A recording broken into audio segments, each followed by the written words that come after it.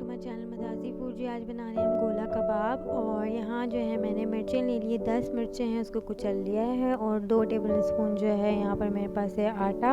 और 2 medium size की onion है, उसको मैंने बिल्कुल चॉप फाइन कर लिया है।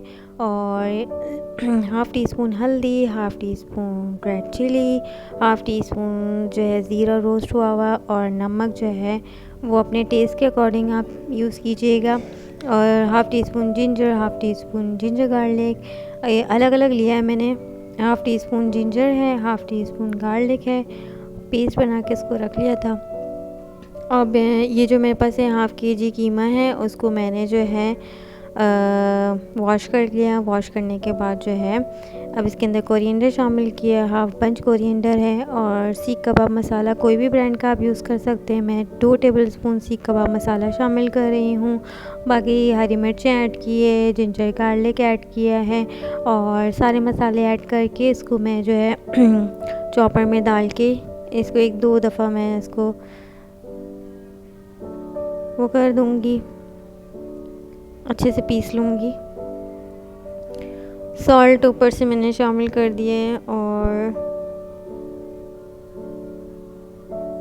अब मैंने जो है इसको अच्छे से 2-3 दफ़ा मैंने इसको चॉपर में डाल के इसको पीस लिया था, और इस तरह सा टेक्सचर हो गया था इसका। अब जो है मैंने आटा शामिल किया। अब आटा शामिल करने के बाद जो है इसको अच्छे से मिक्स करेंगे। आटा इसलिए डाला कि इसके अंदर अच्छे से बाइंडिंग हो जाए, और जो है ये कबाब टूटेंगे नहीं, आपके जिस शेप के आप बनाएंगे उसी शेप के आपके बनेंगे कबाब। और बस इसको अच्छे से मिक्स किया। मिक्स करने के बाद जो है अच्छा जो है प्याज जो मैंने साइड में रखी हुई है, ये मैं अभी शामिल नहीं करूँगी। जब मुझे फ्राई करना होगा तभी मैं शामिल करूँगी, क्योंकि वरना प्याज जो है वो पानी छोड़ देगा। तो अब बस जो है मैं इसको कोयले का थोड़ा सा स्मोक दे रही हूँ। अगर आपको नहीं देना है तो कोयले का स्मोक तो आप स्किप कर दें। मैं थोड़ा सा स्मोक दे रही हूँ। और यहाँ पे मैंने प्याज शामिल कर दिए। प्याज शामिल करने के लिए जो है अच्छे से इसको मिक्स करेंगे प्याज को, ताकि इवनली सब जगह प्याज जो है शामिल हो जाए। अब जो है किसी की मदद से आप या पर आप सीखों की मदद से आप स्टिक से या किसी भी चीज़ से आप कोई भी शेप दे सकते हैं। तो मैं छोटे छोटे दे रही हूँ, गोला कबाब वाले शेप दे रही हूँ, छोटे छोटे एक साइज़ के। और आप इसको इस तरह से बना के फ्रीज़ में भी रख सकते हैं। और अब मैं जो है ऑयल डाल दिया तवे पे।